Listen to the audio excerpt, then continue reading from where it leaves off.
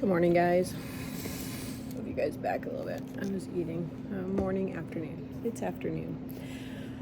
I am here in the NICU, and I was eating lunch, and I wanted to share some things with you. I'm really struggling a little bit today emotionally. He had his heart cath, not last night, but the day before, the afternoon before.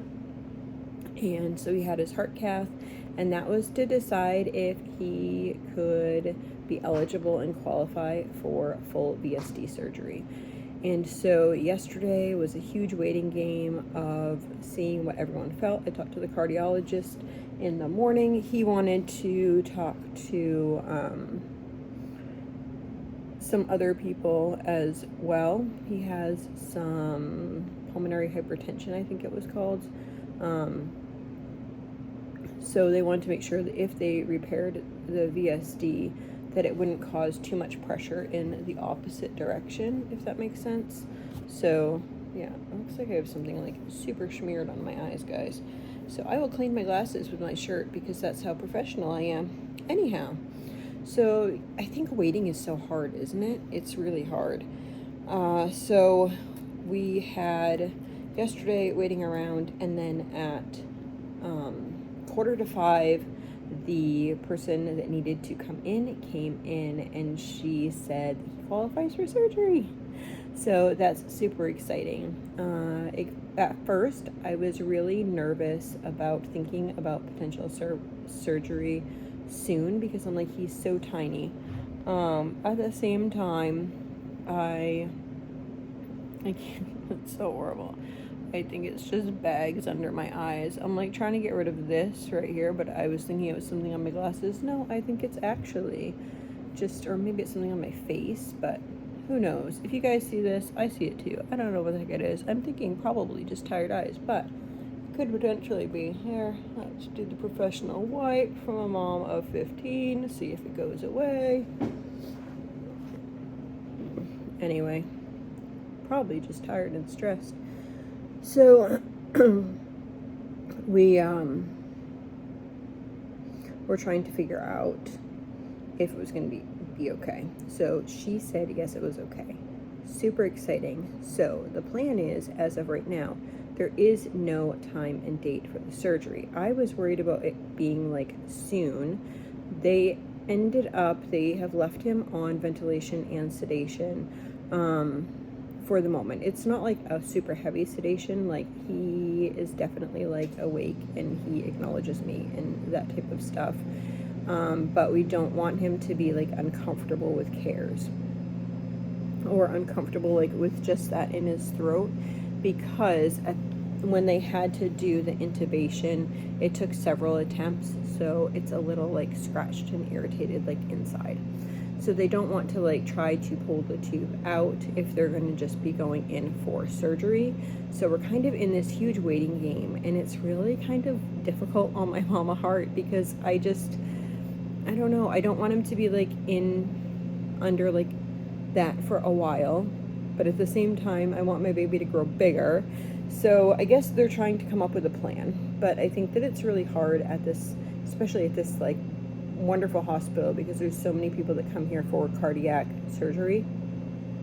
I think his cardiac surgeon is one of the top in the nation, which is amazing. I feel so blessed that the Lord allowed us to be here for this opportunity. Even though it's scary, it's kind of like, what's the alternative? You know, I'm thankful that we live in a time that he has a chance and he has an opportunity. So, yeah, it's really humbling, heartwarming. I don't even know like the right word for it. Yeah, my heart just feels very full, different, excited, nervous, all the emotions all in one. So we are waiting for somebody to say when they can schedule heart surgery. But it's not just the one person who's doing the heart surgery. They have to make sure that there would be a bed in the cardiac floor as well for him to be able to recover in, and a nurse for him, because they do one-on-one care and after cardiac care. So they have to make sure that there's the nurse available, cardiac unit available, surgeon schedule available. So that is all the things that need to happen before hand. So they're trying to decide as far as what the schedule is. If the schedule is sooner, they would leave him intubated and sedated. If the surgery is further out, then they would probably work towards getting the tube out. So that's kind of where we're at in the waiting game. We also have had, let's see, we had a head ultrasound. So in order to do the heart procedure, they needed to use heparin, which is like a blood thinner. And Azariah had a brain bleed in the beginning. So, and then he has, so they wanted to make sure that the brain bleed didn't, was okay with the heparin. So we had one before surgery and after surgery, and everything is stable. So that is wonderful. Absolutely wonderful. The brain bleed, it's kind of funny because the brain bleed in the beginning was so very scary to me. It'll be interesting one day to like go back and just watch that video on how scared I was about the brain bleed, because now, like, being here, they're like, that is so common, especially in either premature babies or babies with trisomies and stuff. Brain bleeds are really common. So that seems to be stable. They were talking about the liver, and the liver seems to be doing really well. They may be switching over the formula onto a different formula that they usually use for cardiac patients down on the cardiac unit. So we might be switching that over, so he would have my breast milk and then that formula on top of that. And yeah, I'm trying to think what else. It's so hard to wait, isn't it? It's so hard to wait for like anything. Yeah, it's hard to find my new mom self here, because like last week my mom self was totally different. Last week my mom self was, okay, get up, have coffee, pump, hold my baby. And I would hold him for hours on end, guys, hours on end. I wanted to just give him all that love and all that care, and just let him know that I was right there. And whenever he slept, he just slept like so peacefully on me, closed both his eyes, just snuggled right in. He was so peaceful, so calm. His numbers always looked really good.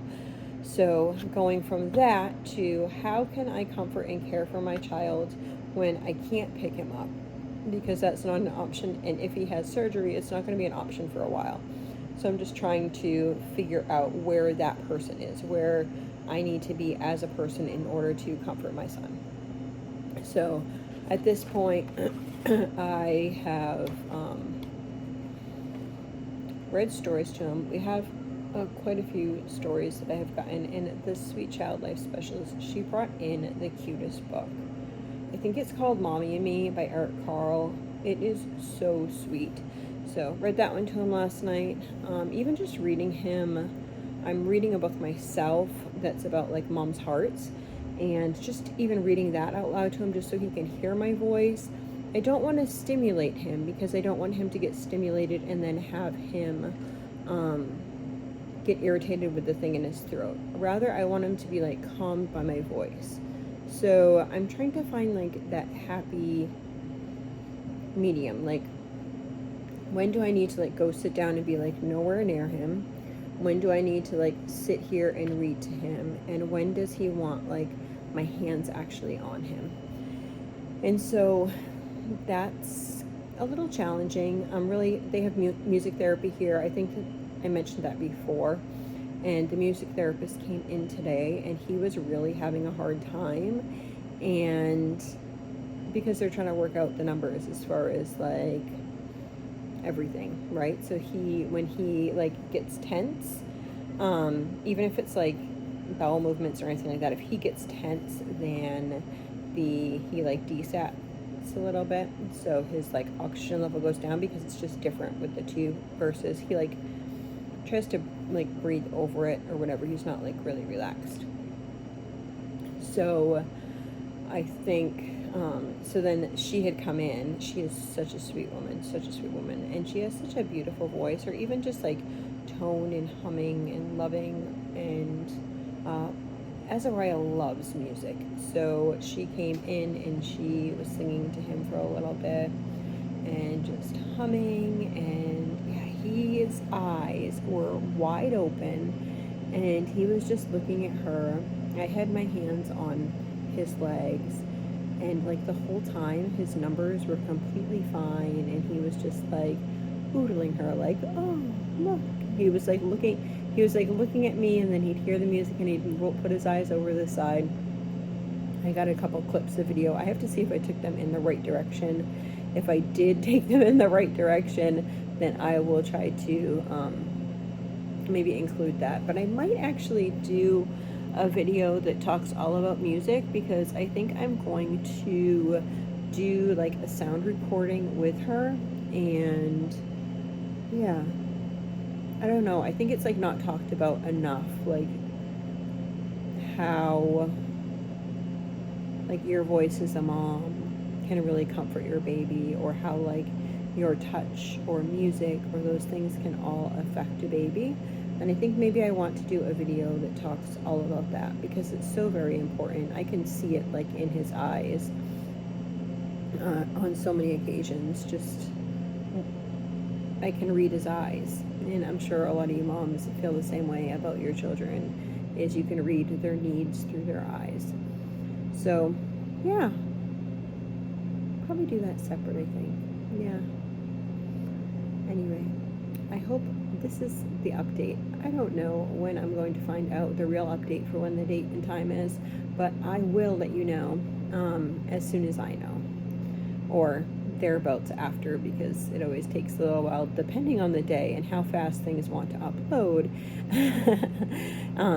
I might be able to have that available for you as soon as I can, so you guys know and are able to pray for that day and just our journey. We so appreciate you guys, and I hope you have a blessed and wonderful day.